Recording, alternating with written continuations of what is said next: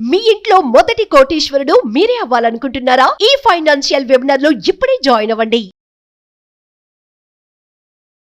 హావియర్స్ India's largest digital media network Suman టీవీకి స్వాగతం. ప్రస్తుతం మనతో ఉన్నారు chartered wealth manager Rama Rajesh garu. నమస్తే రమా. నమస్తే రాధా. సో ఒకసారి ఇన్వెస్ట్ చేసిన తర్వాత ఎన్నో ఆశలతో ఎన్నో కళలతో వాళ్ళు ఇన్వెస్ట్ చేసిన తర్వాత దాన్ని టైంకి వాళ్ళు బయటికి రాలేకపోయినప్పుడు ఆ టైం దాటి లాస్ట్లో ఉన్నప్పుడు ఎలా ఎగ్జిట్ అవ్వాలి? ఇది చాలా అవసరం. అంటే మనము లోపలికి వెళ్ళక ముందే బయటకు వచ్చే ప్లాన్ వేసుకునే లోపలికి వెళ్ళాలి. లేకపోతే మీరు అన్నట్లు అక్కడ ఇరుక్కుపోతాం అనమాట కంపల్సరీగా.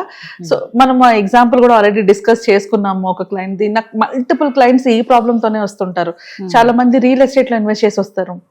మేడం రియల్ ఎస్టేట్ లో ఇన్వెస్ట్ చేశాను, పాప మ్యారేజ్ కోసం దాచాను, ఆర్ పాప ఎడ్యుకేషన్ కోసం, బాబు మ్యారేజ్ కోసం ఎడ్యుకేషన్ కోసం దాచా అంటారు. బట్ ఆ టైం వచ్చేటప్పటికి మనం అమ్మాని అనుకున్నది దాన్ని అమ్మలేము. అంత ఫాస్ట్ గా అమ్మే సిచ్యువేషన్ కాదు రియల్ ఎస్టేట్ లోని. ఎందుకంటే మనం లాస్ట్ మినిట్ వరకు దాన్ని సేల్ గాని ఆలోచించాం. ఎగ్జాంపుల్ చెప్తాను. ఒక క్లయింట్ ఉన్నారు, వాళ్ళ అబ్బాయి డాక్టర్ అనమాట. డాక్టర్ చదివించడానికి చిన్నప్పుడే ఇన్వెస్ట్ చేసుకున్నారు. అంటే ల్యాండ్స్ అవి కొనుక్కొని పెట్టుకున్నారు. వాళ్ళు కొంటున్నప్పుడు కూడా అందరూ అన్నది మంచి గ్రోత్ అవుతుంది అనేసి. ఆ మధ్యలో కూడా చాలా మంది మీ ల్యాండ్ మంచి వాల్యూ ఉంది, ల్యాండ్ వాల్యూ చాలా బాగా పెరిగింది, చాలా బాగా అప్రిషియేట్ అయింది. బట్ ఎట్ ద టైమ్ ఆ అబ్బాయికి చేయించడానికి వెళ్ళినప్పుడు కరెక్ట్ టైంలోని, అంటే అది ఇంకెప్పుడో కాదు, రీసెంట్ గా జరుగుతున్న ఈ టైంలోనే. సో ఆయనకి ఎక్కువ సేల్ అవ్వట్లేదు. ఎందుకు అంటే మార్కెట్ లోని ఇప్పుడు హైదరాబాద్ లోని హైడ్రాని ఇవన్నీ చాలా ప్రాబ్లమ్స్ వస్తున్నాయి. సో కొనడానికి ఎవరు ముందుకు రావట్లేదు, ల్యాండ్ సేల్ చేయడానికి ఇబ్బంది పడుతున్నారు. సో కొనాలి అన్న ప్రాసెస్ లోని, ఎస్పెషల్లీ ఇక్కడ టైం దగ్గర పడుతుంది, వీళ్ళకి ఫీజులు కట్టాలి, ఇక్కడ ఆగదు కదా. ఈ ప్రాసెస్ లో టెన్షన్ లో ఇంకా అసలు సేల్ చేయలేకపోతున్నారు. సో దాని మీద మనకి లోన్ కూడా రాదు. లోన్ తీసుకొని మనం ఏమైనా చేద్దాం అంటే అది కూడా రాదు మనకి. సో అలాంటి ప్రాసెస్ లోనే ఇరుక్కుపోయి లోన్కి వెళ్ళి పిల్లలు ఎడ్యుకేషన్ చదివించుకున్న వాళ్ళు ఉన్నారు. అంటే ఇంత కష్టపడి దాచుకొని అంత సేవ్ చేసుకొని అవసరానికి యూజ్ కాకుండా అయిపోయింది. సేమ్ మ్యూచువల్ ఫండ్స్ కూడా అంతే. ఇప్పుడు ఇదే టైంలోని ఇదే ప్రాసెస్ లోని ఎవరైనా విత్డ్రా చేసుకోవాలంటే వాళ్ళు దాచుకోవాలనుకున్న అమౌంట్ ఒకటి, గోల్ పెట్టుకొని దాచుకున్నది ఒకటి, ఇప్పుడు లాస్ లోకి వెళ్ళిపోయి అది తీసుకోలేరు. సో అందుకనే ఎప్పుడైనా ఎగ్జిట్ కోసం మనం అవ్వాలి అనుకున్నప్పుడు, అంటే నాకు గోల్ దగ్గర పడుతుంది అని మనం అనుకునేటప్పుడు దానికి ఒక 3 స్టెప్ ప్రాసెస్ ఉంటుంది. ఈ ప్రాసెస్ కూడా మనం స్టార్టింగ్ లోనే ప్లాన్ చేసుకుంటే మనకు ఒక ఐడియా వస్తుంది. ఓకే, ఈ పర్టికులర్ పీరియడ్ కల్లా నేను ఈ అమౌంట్ ని విత్డ్రా చేసుకోవాలి అన్న ఒక ఐడియా ఉంటుంది. సో ఎగ్జిట్ ప్లాన్ అంటే అంత ఇంపార్టెంట్ అనమాట మన సేవింగ్స్ ని కానీ లేకపోతే ఇన్వెస్ట్మెంట్ కానీ తీసుకోవడంలో. సో దాంట్లో ఫస్ట్ స్టెప్ ఏంటి అంటే మన టైం పీరియడ్, ఎంత టైం ఉంది ఆ గోల్ కోసం అన్నది చాలా యాక్యురేట్ గా క్లియర్ గా తెలియాలి. అంటే ఇప్పుడు ఫర్ ఎగ్జాంపుల్ పాప ఎడ్యుకేషన్ అనుకుందాం. సో 18th year కి కావాలి అన్నప్పుడు ఆ 18th year లో ఏ డేట్ కి కూడా కావాలన్నది క్లారిటీ ఉండాలి మనకి.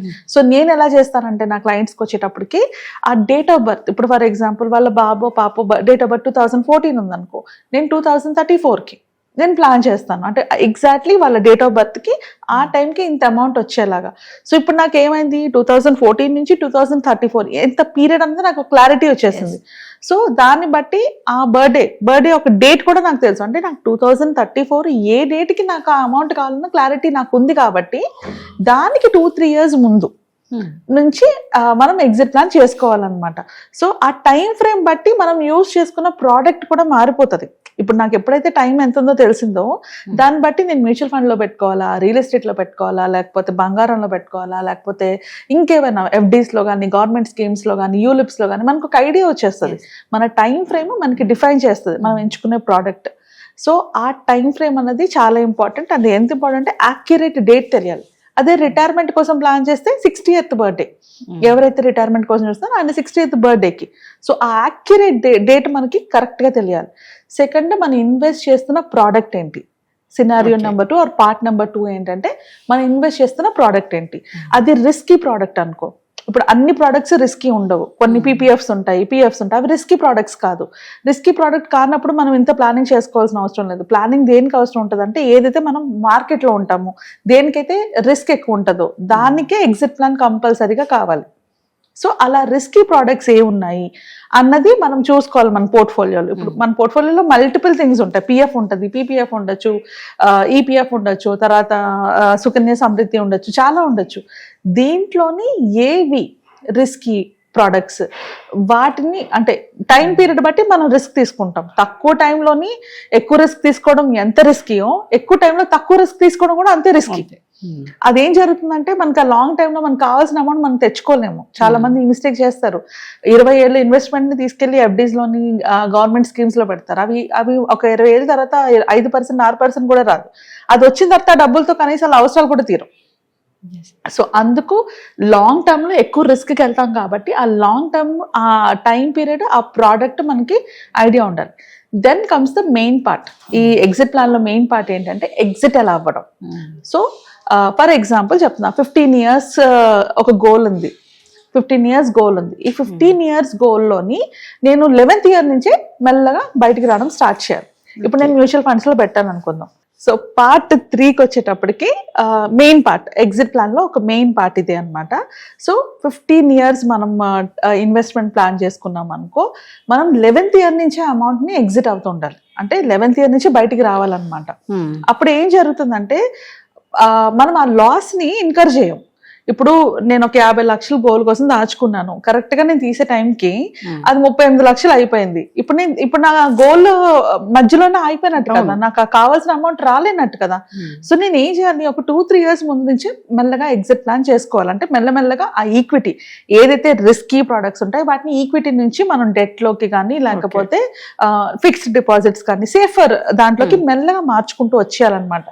సో దట్ మన గోల్ కి కావాల్సిన అమౌంట్ ని మనం అక్యూములేట్ చేసుకోవడం వల్ల అవుతాం. సో అప్పుడు ఏం జరుగుతుంది, ఆ పార్ట్ లో మ్యూచువల్ ఫండ్స్ అయితే అలాగా, మరి రియల్ ఎస్టేట్ అంటే ఎలాగా, రియల్ ఎస్టేట్ లో కూడా 2-3 years ముందు నుంచే మనం సెల్ చేయడం మొదలు పెట్టాలి. మనం ఫస్ట్ దాంట్లో ఏం చేసుకున్నాం, టైం పీరియడ్ పెట్టుకున్నాం, అంటే డేట్ ఆఫ్ బర్త్ పెట్టుకున్నాం కదా. 21st బర్త్డేకి నాకు కావాలి అంటే 18th బర్త్డే నుంచే నేను మెల్లగా మార్కెట్ లో పెట్టడం స్టార్ట్ చేయాలి. అది సేల్ అయిపోతుందని కాదు, బట్ 18th బర్త్డే నుంచి నేను స్టార్ట్ చేస్తే 19th, 20th బర్త్డేకు మనకి సేల్ అవుతుంది. ఆ తర్వాత వచ్చిన అమౌంట్ ఏదైతే ఉంటుందో దాన్ని కూడా మనము ఒక చిన్ని డెట్ ఫండ్స్ లో కానీ లిక్విడ్ ఫండ్స్ లో కానీ ఇన్వెస్ట్ చేసుకోవాలి. సో మనం ఎగ్జిట్ ప్లాన్ లో కూడా 2 types ఉంటాయి. కొన్ని ఒకేసారి అమౌంట్ కావాల్సి ఉంటుంది, కొన్ని నెల అమౌంట్ కావాల్సి ఉంటుంది. సో ఈ నెల కావాల్సిన అమౌంట్ కి మనం SWP చేసుకోవచ్చు మ్యూచువల్ ఫండ్స్ లో అయినది. ఏంటంటే SWP is a beautiful option monthly payouts కోసం. అలా కాకుండా ఒకేసారి పేఅవుట్స్ కావాలనుకున్నప్పుడు FDs లో కానీ లేకపోతే సేవింగ్స్ అకౌంట్ లో పెట్టుకున్న ఎక్కడైనా సేఫ్ ఇన్వెస్ట్మెంట్ లో మూవ్ చేసేసుకోవాలన్నమాట. అంటే బై ద టైం నాకు ఆ గోల్ వచ్చేటప్పటికి ఆ అమౌంట్ అంతా కూడా నాకు ఆ రిస్కీ ప్రోడక్ట్ లో ఉండకూడదు. ఇలా గనక ప్లాన్ చేసుకోగలిగితే మనం ఇలా లాస్ట్ మినిట్ లో ఇప్పుడు ఏం చేయాలి అన్న దీంట్లోంచి ఎగ్జిట్ అవ్వగలుగుతాం.